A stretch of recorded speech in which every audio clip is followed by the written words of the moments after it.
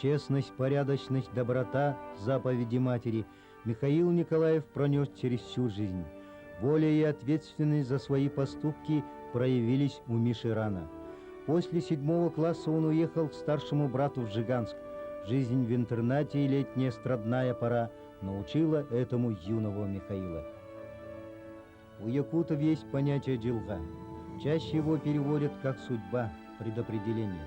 Вряд ли Михаил Николаев в те годы думал о будущем президентстве.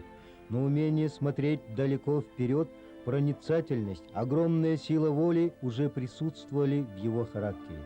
Простой сельский паренек после окончания школы поступил в Омский ветеринарный институт, после успешного окончания которого с головой окунулся в комсомольскую работу. Работал первым секретарем Жиганского райкома, Якутского горкома ВЛКСМ. Затем успешно работал на партийной и советской работе, первым секретарем Верхневилюйского райкома, министром сельского хозяйства, секретарем обкома КПСС. Избирался депутатом Верховного Совета ЯССР нескольких созывов и народным депутатом Верховного Совета РСФСР. 8 декабря 1989 года Михаил Ефимович Николаев был избран председателем Президиума Верховного Совета Якутской АСР. На протяжении всего жизненного пути в Михаиле Николаеве выковывались качества, присущие настоящему лидеру: твердая воля и духовная крепость, умение брать на себя ответственность.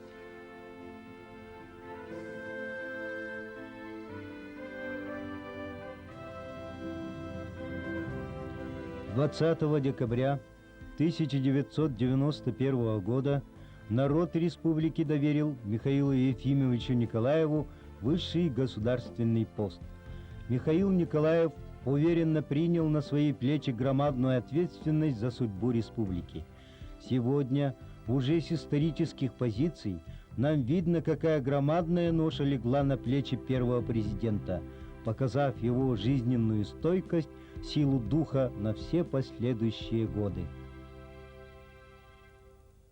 Клянусь своей честью и достоинством, что буду добросовестно выполнять обязанности президента Якутской САХА Советской Социалистической Республики. Я думаю, что вообще главная помощь – это кое в чем дать больше самостоятельности.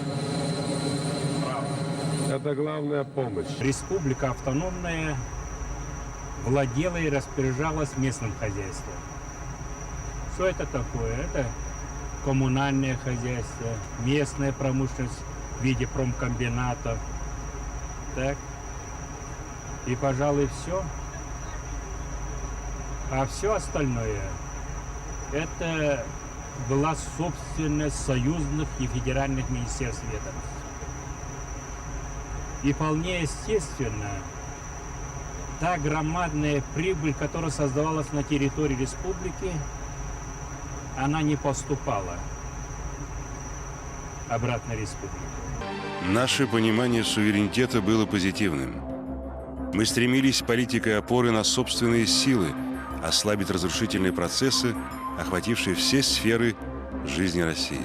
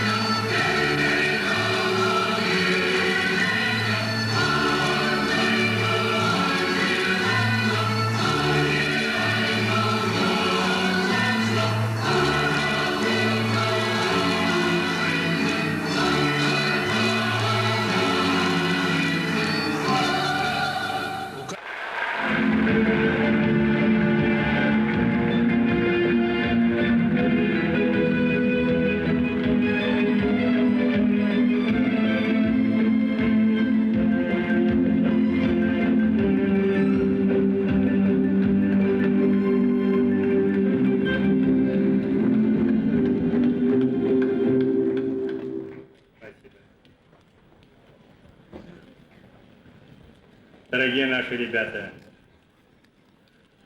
сегодня наша традиционная рождественская елка особая. Особость его заключается в том, что не каждому поколению приходится встречать Новый год с новым началом века, нового тысячелетия. Я искренне и как родитель, как человек, как дедушка от души поздравляю всех вас с наступившим 2001 годом.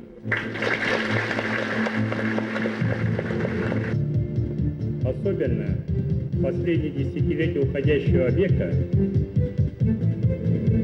совпал с тем периодом, когда мы осознали именно человеческие ресурсы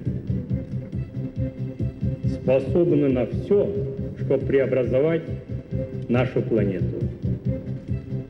Великий Эйнштейн в 1945 году сказал, что мир был свидетелем атомного взрыва. На конце 20 века мир будет свидетелем взрывом информационным. Великие слова великого человека сбылись.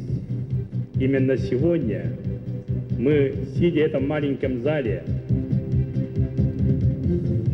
довольно-таки удаленные от цивилизованного мира, ближе стоящая к Северному полюсу территория, всегда является свидетелем того, что происходит в мире, и обостренно воспринимает его и по мере своих сил старается быть частью цивилизованного мира. Мы в прошлом году в этом зале великолепно разговаривали с своими сверстниками Сиэтла. Сегодня именно благодаря технологии мы практически мысленно прошлись и побывали в Африке, Соединенных Штатах Америки, Японии и так далее. И каждый мысленно чувствовал, что он находится в родном доме, в кругу семьи. Не это ли громаднейшее достижение цивилизованного мира? Я с прошлого года понимаю всю важность развития каждого нашего ребенка, каждого нашего школьника. Установил такой порядок пригласить рождественскую елку и подарить от имени президента республики каждому компьютер. Вам, ребята, подарок 21 века, подарок аванс.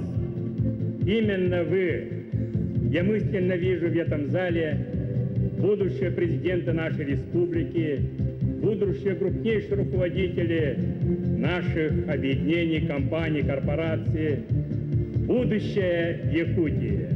Спасибо, дорогие ребята. Распоряжением президента Республики Саха-Якутия Михаила Ефимовича Николаева учреждена стипендия республики для учащихся